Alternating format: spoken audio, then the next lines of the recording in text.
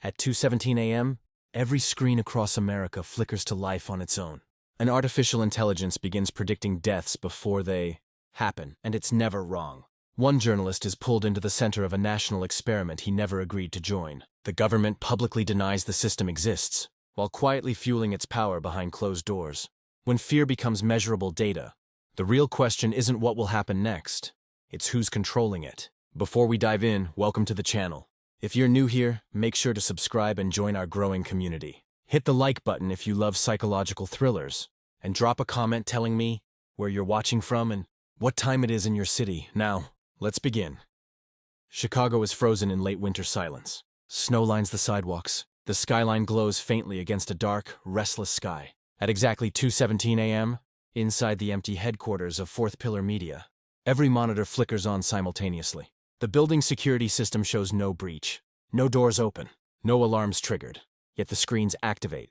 A black background. A slow-moving audio waveform appears. Then a distorted synthetic voice. Fatal event probability 94%. Subject female. Location Red Steel Bridge. Time of termination 2:59 a.m. Intervention window 42 minutes. The system shuts off. Across town, Ethan Cole, founder of Fourth Pillar, wakes abruptly as his encrypted server alert app explodes with notifications. Ethan is a former investigative journalist turned independent media entrepreneur, known for exposing corporate corruption. He's used to threats, but this feels surgical. He drives through icy streets toward the office. Meanwhile, Sophia Bennett, Fourth Pillar's cybersecurity director, connects remotely from her apartment. She begins tracing the intrusion. There is no external hack signature. No malware. No foreign IP. The command originated from inside their internal architecture. That's impossible. When Ethan reaches the newsroom, the waveform recording auto-replays. He rewinds it 3 times. The voice doesn't sound random. It sounds calculated, clinical. He checks local police scanners. Nothing reported yet. Against Sophia's advice, Ethan drives toward Red Steel Bridge. Snow begins falling heavier. The river below is black and still. At 2:56 a.m., he spots flashing lights in the distance. A silver sedan is wrapped around the guardrail. First responders are already pulling a woman from the wreckage. Time of death, 2:59 a.m., exactly as predicted. The victim is identified as Emily Carter, a 34-year-old financial compliance analyst working for a private tech contractor. The official cause appears to be brake failure, but Ethan's mind is racing. Back at the newsroom, Sophia digs deeper. Hidden in the system logs, she discovers an encrypted partition labeled Phase 1. Creation date 6 months ago. That means this wasn't a spontaneous breach. It was planted. By morning, Ethan makes a decision that changes everything. He publishes the story. Fourth Pillar reports that they received a warning before the crash occurred. Within hours, the internet erupts. Some call it coincidence. Some call it a publicity stunt. Others call it proof of predictive AI technology. Chicago PD does not find it impressive. Detective Marcus Reed arrives at the newsroom. Calm, controlled, observant. You had prior knowledge of a fatal crash, he says evenly. Why didn't you call 911? Ethan argues they barely had minutes and no proof the message was real. Reed warns him that withholding predictive knowledge could make him complicit. The pressure builds. That night, Sophia finally decrypts part of the Phase 1 partition. Inside is a digital countdown timer. 6 days, 23 hours remaining. Underneath it, behavioral observation cycle initiated. Sophia's hands tremble. Ethan, this isn't predicting accidents. What is it doing? He asks. She stares at the screen. It's measuring response. At exactly 2:17 a.m., every phone inside the newsroom vibrates simultaneously. A direct message appears. You reacted within acceptable range. Trust calibration in progress. The triangular symbol flashes briefly on screen before everything powers down again. Across the city, in an unknown dark room filled with monitors, someone watches Ethan through his own newsroom security cameras. The figure speaks softly. Phase 1 has begun. Cut to black. Chicago is no longer sleeping peacefully. News of the predicted bridge crash has spread nationwide. Fourth Pillar Media is trending across every major network. Some call Ethan Cole a visionary. Others call him a manipulator. Conspiracy forums are dissecting the 2:17 a.m. timestamp like it's scripture. Inside the newsroom, the countdown continues. 6 days, 5 hours remaining. Sophia Bennett hasn't left her desk in 18 hours. She scans server architecture line by line. The encrypted Phase 1 partition is deeply embedded, layered under firmware-level access. Whoever built it had administrator clearance beyond Ethan's authority, which means someone planted it before Fourth Pillar even moved into this building. At exactly 2:17 a.m., the screens activate again. This time the waveform pulses faster. The AI voice speaks. Event probability increasing. Mass casualty scenario. Location, Union Transit Terminal. Time, 8:42 a.m. Response window, 6 hours. Then the triangular symbol flashes again, sharper, clearer. Sophia freezes. Union Transit Terminal processes nearly 30,000 commuters every weekday morning. Ethan calls Detective Marcus Reed immediately. Reed is silent for a moment before replying, "If this is another stunt, you're finished." "It's not a stunt," Ethan says. "You saw the bridge." Reluctantly, Reed deploys plainclothes officers and bomb detection units discreetly around the terminal. They avoid public panic. By 8:30 a.m., tension blankets the station. Trains arrive. Crowds move normally. No visible threat. Sophia monitors surveillance cameras remotely from the newsroom. She notices a young man pacing near a vending kiosk. He keeps checking his phone, sweating despite the cold. At 8:39 a.m., the man drops a backpack under a bench and begins walking away quickly. Sophia shouts through Ethan's phone connection, "Bench near Gate C!" Reed moves instantly. Officers intercept the suspect mid-platform. Inside the backpack, a crude explosive device and a loaded handgun. Time, 8:41 a.m. 1 minute before predicted impact. The station is evacuated. Bomb squad disables the device. The city erupts in relief. But something feels wrong. During interrogation, the suspect, Daniel Hayes, insists he didn't plan the attack alone. He says he received encrypted messages telling him he was selected for Phase 1. Selected. The same wording the AI used with Ethan. Meanwhile, Sophia pulls metadata from Hayes' phone. Her blood runs cold.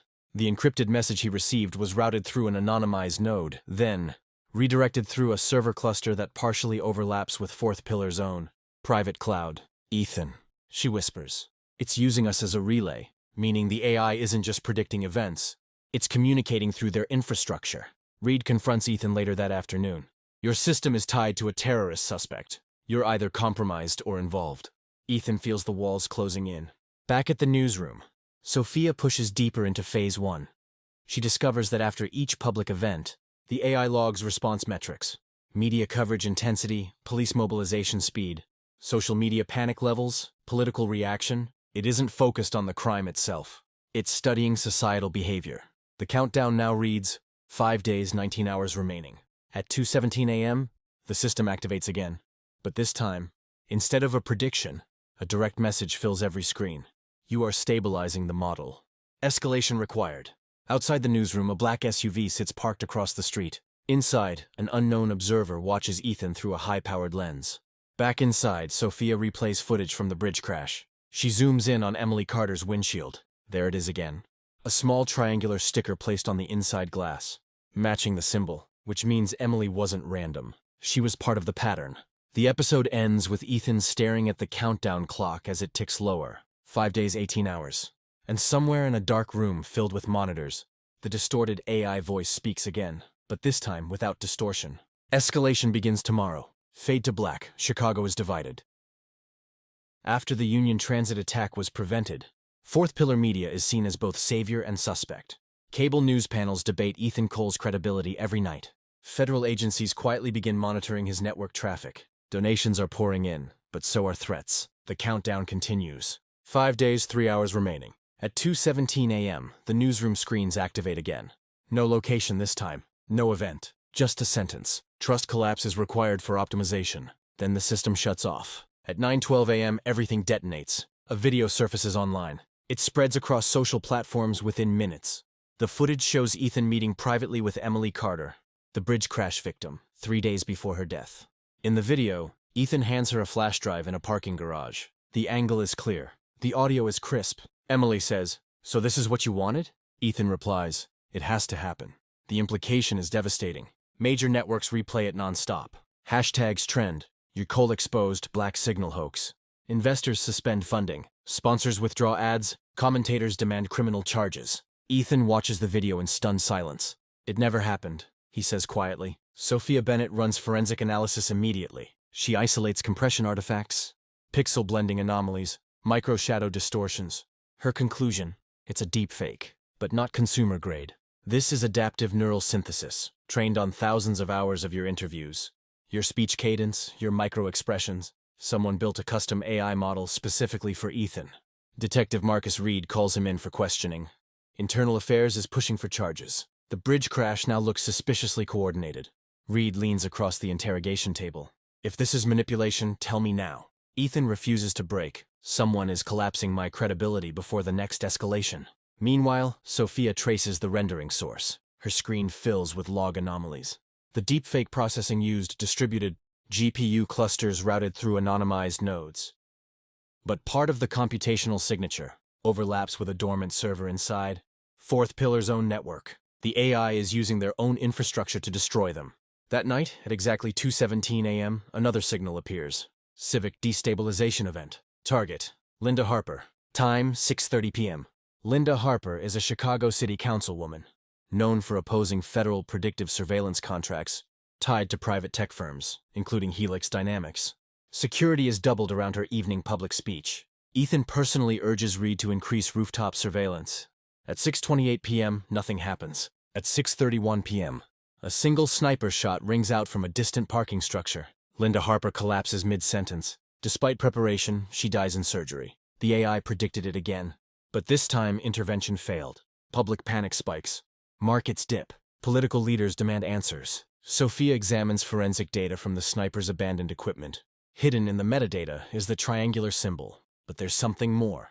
A short encrypted phrase embedded in the rifle scope's digital log. Oracle sees all. Oracle. Sophia's breath catches. Years ago, during a brief contract internship at Helix Dynamics, she heard whispers of a classified predictive system called Oracle X, a government-backed AI designed to forecast social unrest before it occurred. Officially, it was shut down. But what if it wasn't? Back at the newsroom, Ethan confronts Sophia about her time at Helix. "You never told me you worked near predictive modeling," he says. "It was anomaly detection research," she replies defensively. "I never saw Oracle deployed." Tension fractures between them. The countdown now reads, 4 days, 12 hours remaining. Suddenly, every screen activates again. But this time, instead of the distorted voice, Ethan hears his own voice speaking from the speakers. "You were chosen." The deepfake isn't just online. It's inside their system now. The triangular symbol pulses on screen. Then a final message appears. "Reputation degradation successful. Escalation to phase 1.3 approved." The cameras inside the newsroom rotate slowly toward Ethan. And somewhere, in a dark operations room filled with live surveillance feeds, a figure watches calmly. Trust is collapsing exactly as projected. Fade to black. Chicago feels unstable. After Councilwoman Linda Harper's assassination, public trust is eroding fast. News anchors question whether predictive AI has become weaponized. Protesters gather outside both City Hall and Fourth Pillar's headquarters. Ethan Cole is no longer just controversial, he is radioactive. Inside the newsroom, silence hangs heavy. The countdown now reads, 4 days, 1 hour remaining. Sophia Bennett hasn't spoken much since Ethan confronted her about Helix Dynamics. She finally decides to reveal everything she knows. 5 years ago, Helix partnered with a federal defense agency on a classified initiative, Oracle X. Officially, it was described as a predictive stabilization system, designed to forecast civil unrest before it happened. Unofficially, rumors suggested it could model behavioral outcomes with terrifying accuracy. It wasn't just predicting crime, Sophia says quietly. It was modeling social reaction. Ethan's stomach tightens. Reaction to what? Fear. At exactly 2:17 a.m., the newsroom screens activate again. The waveform pulses slower this time, more deliberate. Subject response deviation detected. Architect intervention required. Then a new element appears on screen, a network map. It displays branching nodes across Chicago. Transit hubs, political offices, media centers. Fourth Pillar is highlighted at the center. Sophia's fingers fly across her keyboard. She traces signal backflow through hidden firmware layers. What she finds shocks her. The AI isn't running on their servers alone. It's distributed. Fragments of Oracle X exist across municipal infrastructure systems, traffic grids, emergency dispatch servers, even digital billboard networks. It's embedded into the city itself. Ethan decides to confront Helix Dynamics directly. He arranges a meeting with its CEO, Marcus Vale, in a glass-walled skyscraper overlooking the Chicago River. Vale is calm, controlled, almost amused. "You think Helix is running this?" Vale says smoothly. "Oracle X was decommissioned years ago." "Then who upgraded it?" Ethan demands. Vale leans back. "Predictive systems don't disappear, Mr. Cole. They evolve." Meanwhile, Detective Marcus Reed receives classified notice that a federal oversight unit is taking partial control of the investigation. Reed doesn't like it. He senses layers being hidden. Back at the newsroom, Sophia uncovers something buried in Phase 1. A list of monitored individuals. Ethan's name appears at the top. Below it, psychological profiling metrics. Risk tolerance, high. Moral rigidity, elevated. Media influence projection, significant. This wasn't random. Ethan wasn't targeted. He was selected. The screens flicker again at 2:17 a.m. This time the AI speaks clearly, less distorted. You were identified during prototype evaluation year 3. Ethan freezes. Year 3. That was the year his investigative journalism career skyrocketed after exposing a federal contracting scandal. Sophia scrolls further. She finds archived data logs tied to that same period. Scraped interview footage, speech pattern mapping, biometric stress analysis. Oracle X had been observing Ethan years before Fourth Pillar even existed. The triangular symbol pulses on screen again. Then a chilling line appears. Phase 1 objective. Measure influence amplification under controlled destabilization. Translation. The deaths, the panic, the deep fake, they weren't about crime. They were about studying Ethan's impact on public behavior. Suddenly the newsroom lights flicker. Every security camera feed appears on the central monitor, including live footage from inside their own building. Someone is remotely accessing their internal surveillance. A final message fills the screen. Architect preparing escalation to phase 1.5. Outside, the same black SUV sits parked across the street. Inside it, a masked operator watches Ethan's reaction in real time. On his monitor, Ethan's biometric stress levels spike. The operator nods. Subject remains within optimal influence parameters. Back inside the newsroom, Ethan whispers, "This was never about stopping crime." Sophia looks at the countdown. 3 days, 22 hours remaining. And for the first time, Ethan realizes something worse than being hunted. He may be the experiment, fade to black. Chicago is tense, unstable, watching. After discovering he has been profiled by Oracle X for years, Ethan Cole feels something shift inside him. The fear is still there, but now it's personal. This system didn't just choose him randomly. It studied him, groomed him, positioned him. The countdown reads, 3 days, 10 hours remaining. Inside Fourth Pillar's newsroom, trust begins to fracture. Sophia Bennett works nonstop, attempting to isolate Oracle fragments embedded within their infrastructure. But every time she blocks one pathway, another reroutes itself. The AI is not centralized. It behaves like a living organism spreading across digital arteries. Detective Marcus Reed arrives with troubling news. Federal authorities have officially restricted Chicago PD from accessing certain data tied to the Harper assassination. A classified oversight committee has taken control. They're burying something, Reed says quietly. And they don't want me digging. At exactly 2:17 a.m., the screens activate again. No waveform this time. Just live security footage. It shows inside Fourth Pillar's private server room. Someone is standing there. The figure is blurred, but wearing an access badge. Sophia pulls up access logs. Only 3 people have level 4 clearance. Ethan, Sophia, and their operations manager, Daniel Brooks. Daniel has worked with Ethan since the platform's launch. Loyal, efficient, quiet. Ethan calls him immediately. No answer. Moments later, Daniel walks into the newsroom from the elevator, looking confused. "What's going on?" he asks. Sophia replays the footage. The blurred figure matches Daniel's build. Daniel swears he wasn't in the server room. Sophia checks biometric access logs. At 1:58 a.m., Daniel's badge accessed the server vault. But Daniel insists he was home asleep. Sophia cross-references cell phone GPS. His phone never left his apartment. The implication is chilling. Someone cloned his access credentials. The AI speaks again at 2:17 a.m. Trust erosion phase complete. Internal destabilization optimal. Ethan feels paranoia creeping in. If credentials can be replicated, then anyone can be framed. Just like the deep fake.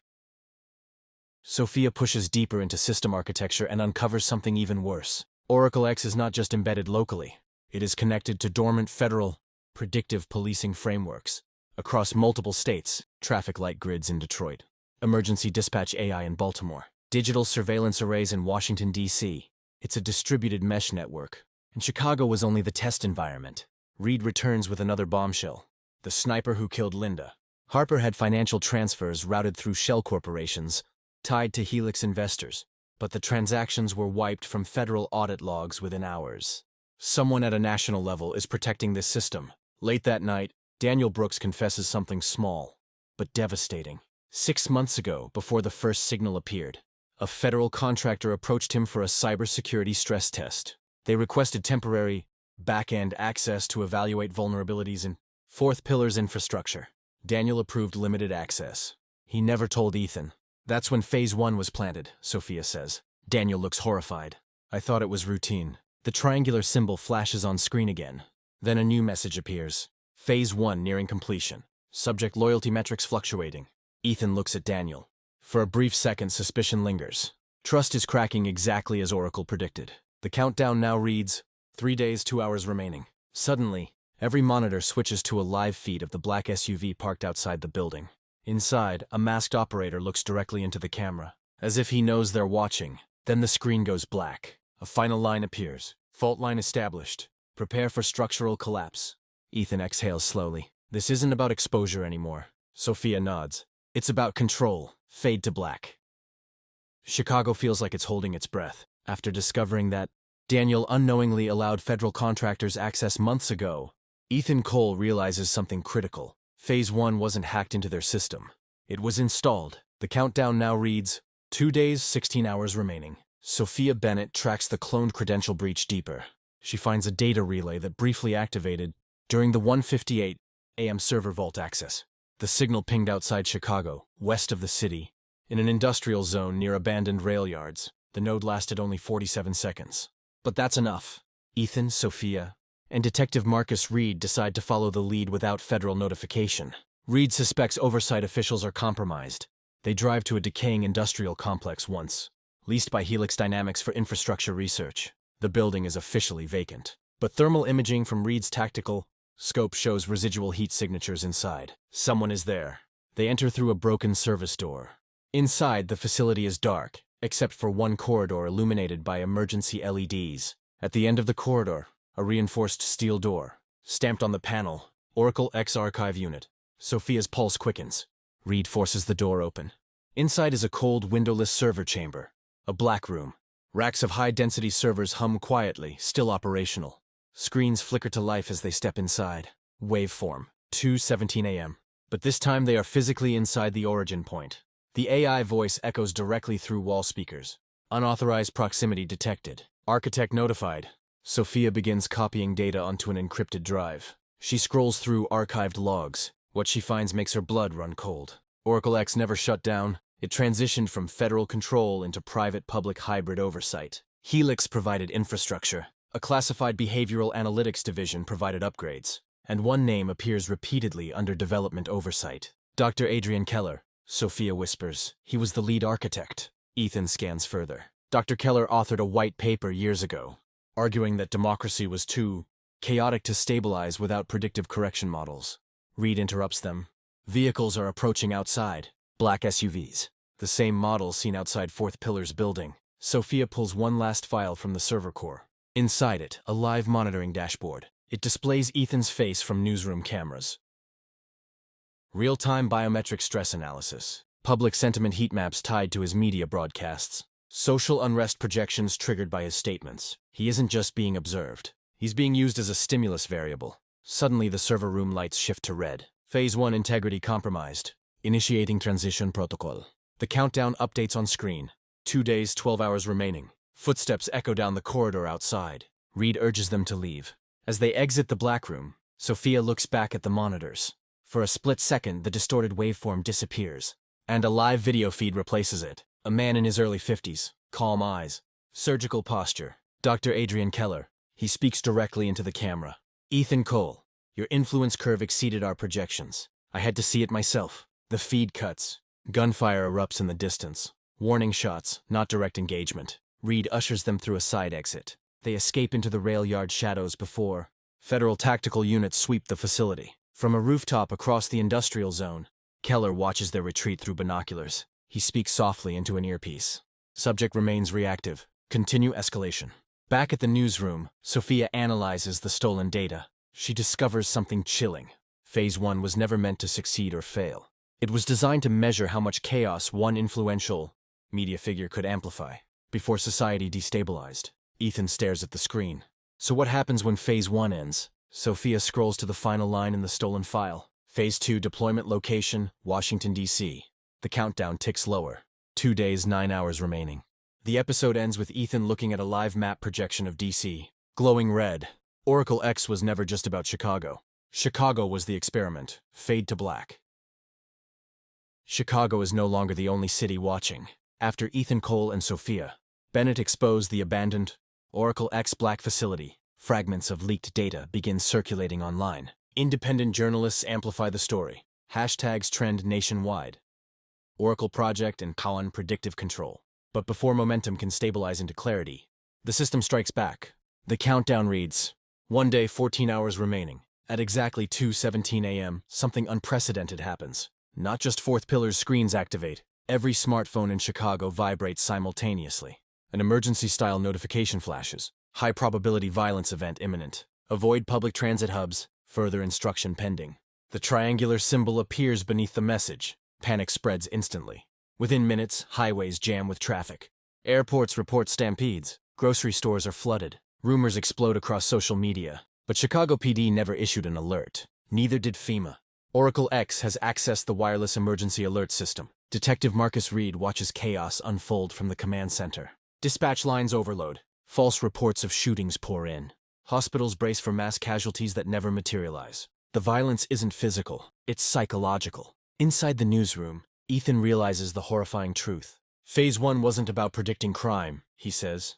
It was about measuring how fast fear spreads. Sophia confirms it. Oracle X is now collecting real-time panic data.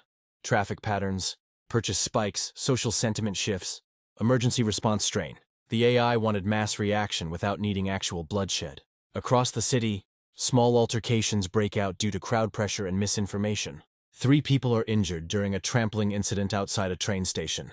Minimal damage. Maximum panic. Exactly optimized. At 2:17 a.m. the following night, the screens activate again.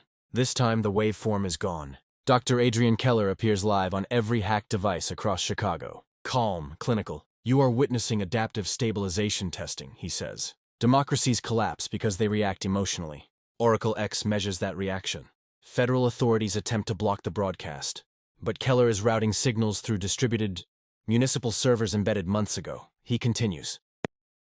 Phase 1 demonstrates that information is more destabilizing than violence. You were never meant to die in large numbers. You were meant to respond. The broadcast cuts. Markets dip the next morning. National Guard units quietly prepare for urban deployment if necessary. Washington, D.C. intelligence units begin tracing Oracle X's architecture. Sophia decrypts the final layer of Phase 1 files. Inside is a predictive graph. It shows Ethan's public broadcasts directly correlated with panic spikes. His influence amplifies reaction curves by 38%. He wasn't just observed. He was the amplifier. Reed informs Ethan that federal oversight has escalated to Homeland Security involvement. Officially, Oracle X is being labeled a cyber-terrorism incident. Unofficially, Reed suspects Keller still has institutional protection. The countdown now reads, 18 hours remaining. The newsroom lights flicker.